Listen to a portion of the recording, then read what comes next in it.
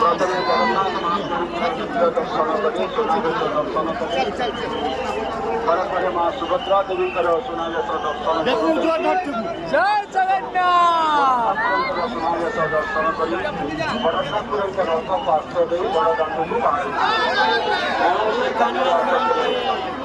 ଚାଲୁଥିବା ଅବସ୍ଥାରେ ତିନି ଠାକୁରଙ୍କର ଦର୍ଶନ କରି ବଡ଼ ଠାକୁରଙ୍କ ରଥ ପାର୍ଶ୍ୱ ଦେଇ ବଡ଼ ଦାଣ୍ଡକୁ ଆଜି ପବିତ୍ର ହରିଶୟନ ଏକାଦଶୀ ଆଜିର ଏ ପବିତ୍ର ତିଥିରେ ମହାପ୍ରଭୁ ବର୍ତ୍ତମାନ ରଥ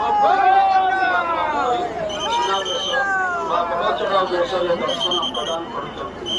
ବର୍ଷକୁ ଗୋଟିଏ ଥର ଏହି ହରିଶୟନ ଏକାଦଶୀ ପବିତ୍ର ତିଥିରେ ଭକ୍ତମାନେ ରଥ ଉପରେ ମହାପ୍ରଭୁଙ୍କର ସମ୍ପୂର୍ଣ୍ଣ ଦର୍ଶନ କରିଥାନ୍ତି।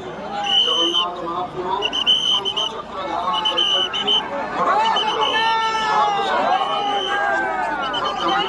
ମହାପ୍ରଭୁଙ୍କର ଏହି ଦିବ୍ୟ ଦର୍ଶନ ସନ୍ଧ୍ୟା 5ଟା କାଳ ଅବ୍ୟାବଧି ଦର୍ଶନ କରି ସାରିଛନ୍ତି।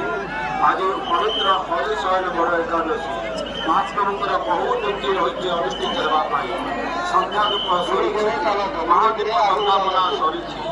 ଆଜିର ସୁନା